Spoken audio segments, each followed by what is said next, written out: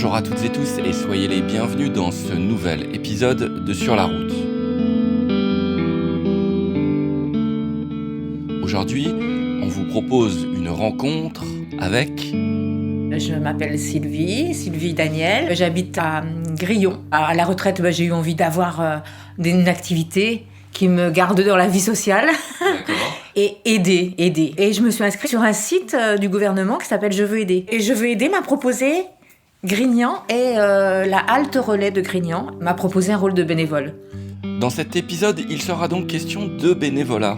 Selon l'étude menée par France Bénévolat en 2025, 21% de la population française de 15 ans et plus participe à une activité de bénévolat, ce qui représente environ 12 millions de personnes. Et on les remercie. On les remercie pour cet engagement qui rend le quotidien de beaucoup de gens sur notre territoire certainement plus soutenable. Cette émission est à nouveau une collaboration avec l'Imaginoire, une émission réalisée en collaboration avec des personnes touchées par la déficience visuelle, car de déficience visuelle, il en sera un peu question dans cette émission, mais pas que. Il sera aussi question de tenter de rester vivant et de l'étrange facilité à travailler avec le vivant, et comme pour chaque épisode, d'alternatives. Mais je n'en dis pas plus et laisse la parole à Sylvie. À un entretien enregistré sur Avignon en avril 2026 dans les locaux de la SAMSA 84, ce que l'on remercie également au passage pour leur partenariat avec Résonance. J'étais instite. Bonne écoute. Et j'ai donné ma vie, quoi. Belle rencontre. Je faisais que ça, c'était un sacerdoce, donc je me suis occupée de ma famille et j'ai beaucoup travaillé, donc voilà, beaucoup donné de mon temps aux enfants, et voilà. Donc c'est pour ça que le bénévolat, j'y pensais même pas parce que ma vie était bien remplie. Et que je pensais bien que je pouvais rendre service, mais je me disais que je gardais ça pour le temps où... Quand vous en aurez. Quand j'en aurai du temps, voilà, c'est ça. La plateforme vous a orienté sur une structure à Grignan. Qui s'appelle Un temps de répit, exactement. C'est une association qui donc travaille pour les aidants, de façon bénévole, en s'occupant des aidés. Alors, en prenant le relais, voilà, c'est pour ça que ça s'appelle un temps de répit, ça donne un temps aux aidants pour avoir une vie. Et nous, pendant ce temps, on s'occupe des aidés et on essaye de leur faire vivre des moments sympas. C'est 2 après-midi de 3 heures. On a fait des recherches pour rendre ces moments les plus agréables possibles et les plus variés possibles. Alors, on fait intervenir des gens qui sont professionnels en fait. Et puis nous, autour, on encadre on est là, on est présent s'il y a quelconque besoin pour organiser un petit goûter, clôturer sur quelque chose de sympa l'après-midi, parce que l'intervention, elle dure 1 heure, 1 heure et demie maximum, et nous, on a 3 heures de temps avec eux. Et donc, on essaie de faire des choses variées et agréables. Alors, en passant par la musicothérapie, l'art-thérapie, l'olfactologie, de la gymnastique douce. On a 2 dames qui interviennent ensemble et qui font de la musique en live. C'est pas, voilà, qui sont là, qui jouent des instruments du monde et qui font danser les personnes qui se trouvent là. Enfin, on travaille avec les fleurs aussi, puisqu'à Grillon, il y a une jeune femme qui a son exploitation et puis qui fait des ateliers autour des fleurs, et on fait participer ces personnes aux ateliers de Mathilde, voilà.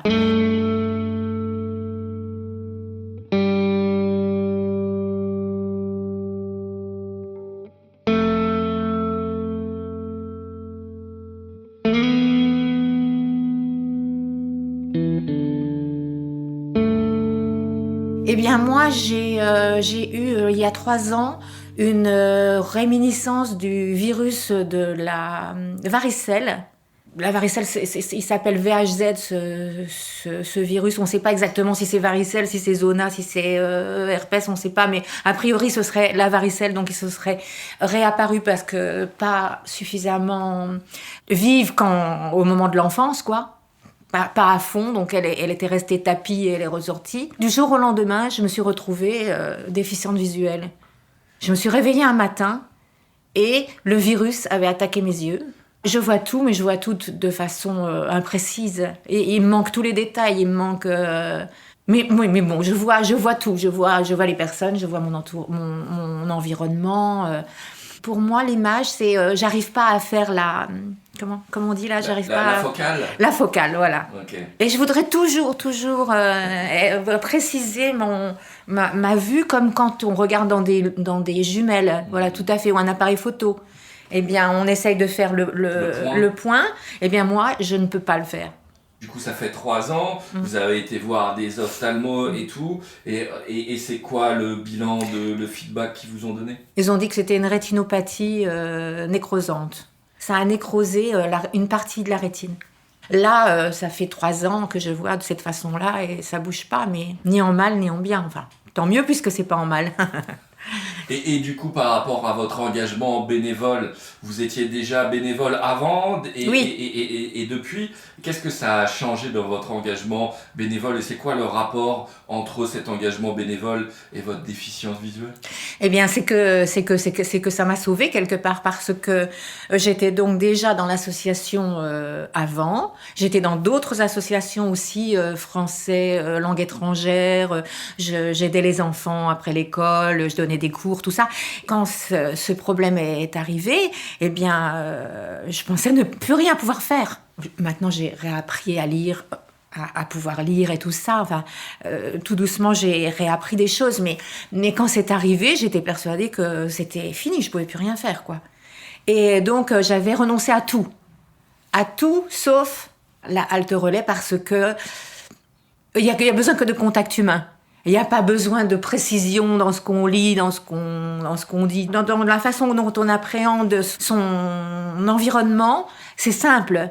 C'est simple parce que c'est que de l'humain, c'est que des relations et voilà. Et donc, en plus, je me suis très vite rendu compte qu'il me faisait beaucoup de bien.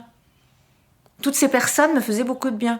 En plus, il y en a beaucoup qui souffrent de l'ADMLA, de glaucome, vous savez, souvent c'est associé, puis comme ce sont des personnes déjà d'un certain âge, eh bien voilà, la vue, elle est altérée, voilà, c'est ça. Et du coup, moi, je sais tout à fait bien repérer quand c'est un problème de distance et de vue, ou bien si c'est un problème de je comprends pas et je veux pas, ou voilà. Et donc, il y a cette chose-là, mais il y a aussi surtout l'ambiance, ce qu'ils apportent comme chaleur humaine, ils nous sont très reconnaissants d'être proches d'eux, de leur parler, ils nous disent souvent que c'est une parenthèse magique. Voilà, ça fait un bien fou. Donc, ils sont aussi tactiles, ils aiment les câlins. Enfin, je veux dire, tout ça, on n'a pas besoin des yeux pour le voir. Donc, on ressent, et ce qu'on ressent là, c'est tellement beau, on va dire, hein, entre guillemets, et malgré la maladie, malgré, voilà, et bien on passe des super moments ensemble. Et moi, ça me réchauffe le cœur que de voir que je peux apporter ça, quoi.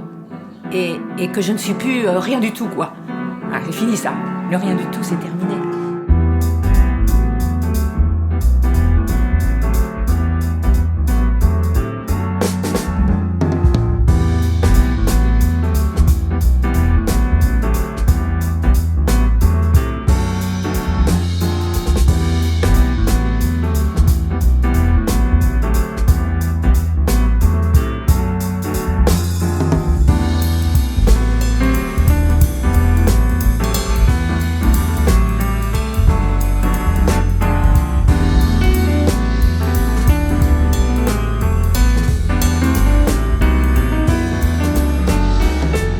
Vous êtes bien à l'écoute de Sur la route, en compagnie de la pétillante Sylvie. Mais a-t-elle toujours été comme cela ? Bien sûr que non, c'est plus complexe. Retour à l'entretien. J'ai eu une très très mauvaise période, j'ai eu une descente aux enfers où je me disais que c'était foutu, que j'étais foutue et que j'ai une image, mais c'est pas vraiment drôle, mais par exemple quand je voyais, pour vous dire au point du désespoir plutôt, quand je voyais des personnes très âgées, toutes courbées et toutes alourdies par la vie, tout ça, eh bien je les enviais. Je me disais que je préférerais être à cette période-là de ma vie, c'est-à-dire, je ne sais pas, 85, 90 ans, mais avec une vue précise, une vue qui renvoie à la réalité, et pas ce que moi j'ai, qui est du mitigé, là. Et je me disais que je préférais en être là qu'avoir mes 65 ans, j'ai 65 ans, et être dans cette situation de flou artistique, quoi. Je pensais ne plus rien pouvoir faire. Alors j'avais une partie de moi qui me disait qu'il fallait me bouger, il fallait continuer à assurer, mais dans la maison déjà, sur tout ce qu'il y a à faire dans une maison, et puis sur aussi les responsabilités, les papiers, l'administratif et tout ça. Ça, il fallait, quoi, c'était des obligations. Mais il fallait aussi que je trouve quelque chose qui me permette d'être vivante. Voilà, je me disais toujours que j'étais vivante, mais j'étais plus vivante. Cette façon d'aller vers les autres et puis d'échanger comme ça, moi, donner tout ce que je peux de présence bienveillante, eh bien, je reçois en échange quelque chose de fou parce que vraiment, ça me permet de me sentir moi. Vous avez glissé que le fait d'être dans cette association, que c'était de l'humain, que c'était facile. Vous avez dit ça. J'ai dit que c'était facile, oui. Est-ce qu'on pourrait pas revenir là-dessus? Parce que ça m'a interpellé sur l'idée, parce que l'humain, c'est facile. Oui, c'est parce que ça enlève justement, oui, c'est ça enlève le côté technique de... Il n'y a pas à utiliser l'ordinateur pour préparer une séance, il n'y a pas à corriger des choses, c'est-à-dire à regarder de près, à voir les fautes et l'orthographe et là. Tout se passe par l'oral, et l'oral pour moi c'est plus facile de faire passer des choses. C'est facile pour moi peut-être que c'est pour moi que c'est facile. J'ai énormément besoin de contact, voilà, et je reçois très fort ce qu'on me renvoie. C'est pour ça que je dis que c'est facile. C'est pas un travail, c'est un engagement. Et c'est très enrichissant.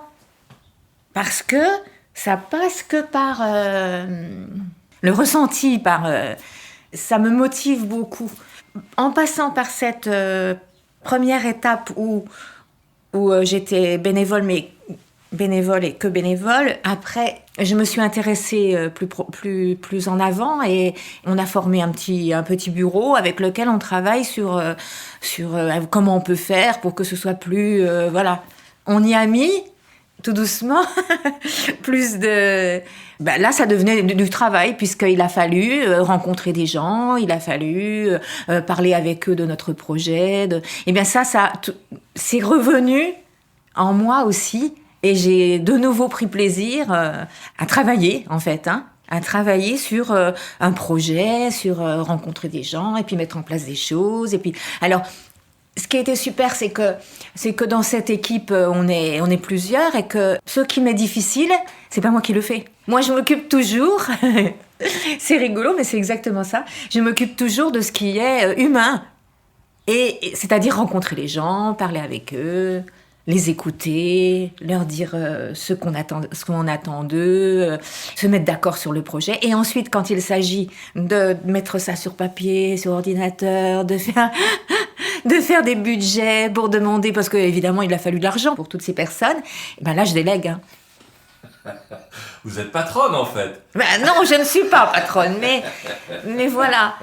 Finalement, c'est accepter quelque part que, voilà, c'est ça, quoi, moi, ma vie maintenant. Et mes limites, quoi.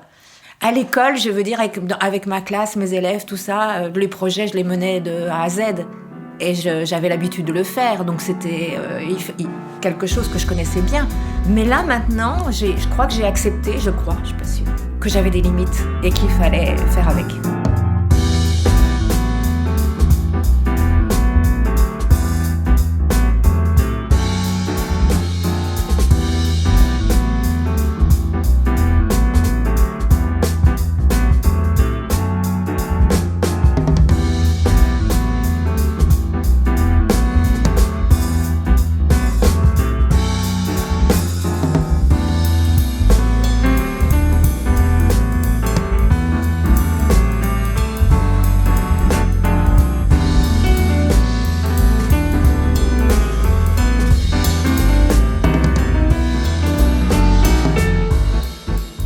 Après son parcours et le bénévolat, on va maintenant un peu parler des aidants et des aidés. Un vaste sujet, une vaste réalité pour notre pays. Certainement moins groovy que l'intelligence artificielle. Alors, c'est peut-être pour ça qu'on en parle moins. Pour autant, c'est un sujet hautement important. Vous êtes à l'écoute de Sur la route, retour à l'entretien. Je vous assure que les aidants sont bien contents de nous amener leurs aidés 2 fois par semaine, et parce qu'ils peuvent souffler, et que c'est essentiel dans leur vie. Il faut rappeler qu'il y a 30% des aidants, je compte tout le temps aidants, aidés, il y a 30% des aidants qui meurent avant leur aidé, hein. Et parce qu'ils mettent leur santé de côté, parce qu'ils n'ont pas le temps. Eux, du temps, ils n'en ont plus non plus. Et ça, c'est terrible de s'imaginer que voilà. Et heureusement qu'existe par-ci par-là ce genre de structure qui pense à leur offrir un peu du temps. Et heureusement qu'il y a des bénévoles pour s'en occuper de ces... Ah ben oui. Oui, ben il faut trouver des bénévoles, oui. Eh bien, c'est France Alzheimer qui chapeaute ces associations. Sur la Drôme, on doit être une dizaine d'associations.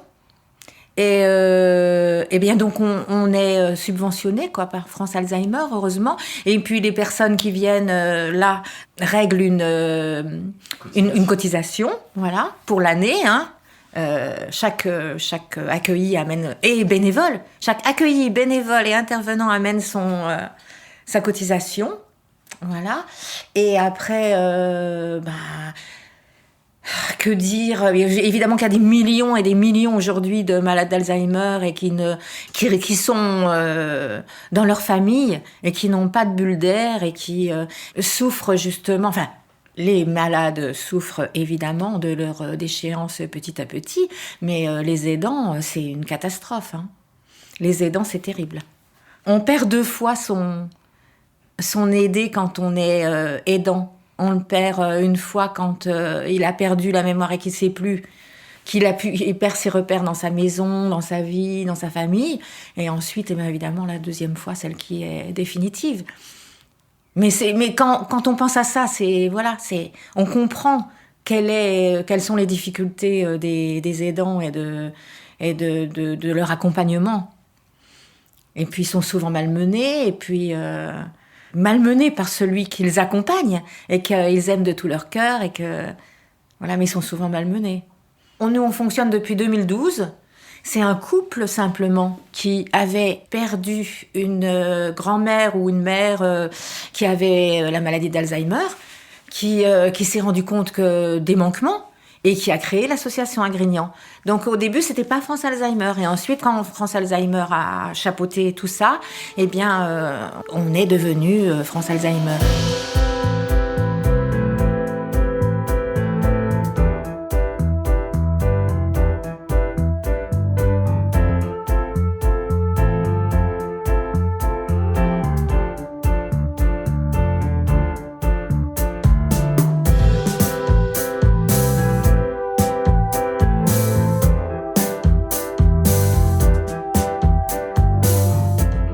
Voilà, on arrive au dernier tiers de cette émission. Il nous reste tout de même le temps de retrouver quelques minutes Sylvie, qui va nous reparler de son association, la Halte Relais sur Grignan. Alors, en ce moment, par exemple, on a au maximum 7-8 personnes. La mairie de Grignan vient de nous offrir une petite maison pour y mettre à l'abri nos accueillis. Donc cette maison-là a la capacité de 21 personnes. Et on a au maximum 7 à 8 personnes accueillies par après-midi. C'est très compliqué de faire déjà connaître l'association, faire savoir que ça existe pour que les gens se disent « Ah ben tiens, c'est peut-être une solution et puis ça me ferait du bien » et voilà. Ensuite, il y a le problème inverse, à savoir les aidants refusent toujours de laisser leurs aidés parce qu'ils ont l'impression qu'ils l'abandonnent. Et ça, c'est un travail pour nous aussi. Nous, on travaille aussi avec les familles à leur démontrer que c'est que du bien, que du positif pour les deux. Et qu'il ne faut pas hésiter. Mais on a du mal, hein. On rencontre les familles en amont, on rencontre le malade seul, on l'invite à une de nos après-midi pour qu'il voit ce qui s'y passe et puis il pourrait éventuellement s'y sentir bien et tout ça. Malgré tout ça, on n'a pas pléthore de candidats. Et on a aussi dégagé un problème, c'est le problème du transport. Du transport dans nos petits villages, là, Grignan et puis alentour, eh bien, y a beaucoup de personnes qui nous répondent moi, je ne peux pas l'emmener. Parce que il arrive que l'aidant soit aussi malade que l'aidé. Même s'il a toute sa tête et que, voilà, eh bien, lui, il ne peut plus conduire non plus, par exemple. Ou elle, enfin, si c'est inversement. Voilà, ce problème de transport, c'est un vrai problème. Donc c'est pareil, on est parti en guerre, entre guillemets, de voir avec les mairies et les Comcom, les communautés de communes et tout ça, comment faire pour éventuellement créer un petit transport senior, je sais pas, une petite navette, pour qu'on aille récupérer les gens chez eux et les amener chez nous, parce que nous, on demande que ça. On a la place, on a des intervenants de grande qualité. Et on se dit, souvent on se dit, mon Dieu, mais il n'y a que 6 personnes qui ont vu ou entendu ça. Et c'est pas possible. Nous, on voudrait que tous les malades d'Alzheimer de la Drôme puissent profiter de ces moments de bonheur, quoi. Moi, je dis toujours que ce qu'on peut faire de mieux pour eux, c'est leur amener le beau. Alors le beau, parce que des couleurs, parce que les fleurs, parce que, je sais pas, parce que des tableaux, les senteurs, les goûts, tout ce qui est encore vivant et qui résiste chez eux. Moi, je dis qu'il faut travailler sur la résistance, sur leur résistance, là. Leur résistance à être vivant, quoi, à l'intérieur du corps. Et on se dit souvent, mais mon Dieu, mais pourquoi est-ce qu'il n'y a pas 20 personnes, là, qui profitent ? Ça, c'est très dommage. Pour le moment. Pour le moment, voilà. En espérant que, voilà, on espère toujours que ça s'arrange et que ça s'arrange, que le problème soit vu différemment et puis que peut-être au niveau des communes et au niveau politique, on va dire, eh bien, ça se bouge un peu. Alors, en ce moment, on a une mode, je ne sais pas si vous avez vu, justement de l'électoralisme qui travaille sur les seniors. Une ligne de conduite à la mode en ce moment. Donc, on se dit que peut-être, effectivement, il devrait réfléchir à ce genre de choses, à mettre en place des transports, peut-être pour amener un maximum de personnes à profiter de ce qui existe. Et puis à multiplier ce genre de structure parce que c'est super. Enfin, moi, je trouve. On comprend tout à fait que ce sentiment de je l'abandonne, c'est terrible. Non, mais de toute façon, il n'y a que moi qui le connais, je le connais bien, je connais toutes ses réactions, je sais exactement ce qu'il faut faire quand il a besoin de quelque chose, tout ça. Effectivement, mais nous, ce qu'on sait faire, c'est qu'on est, créateur de bonheur.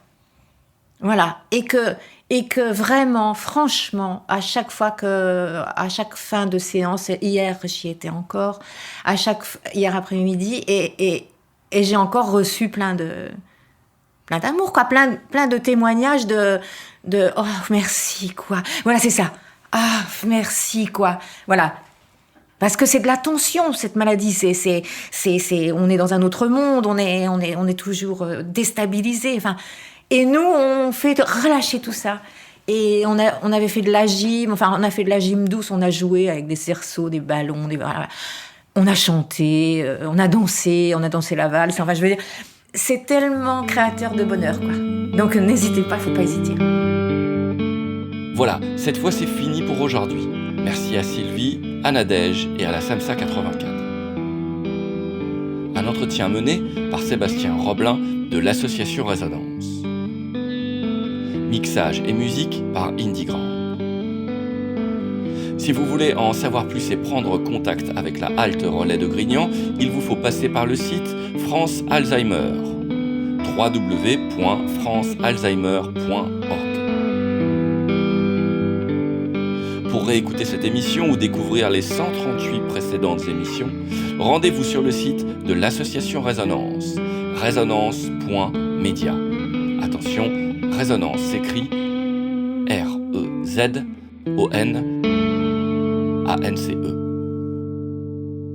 Sur la route, une série de portraits radiophoniques.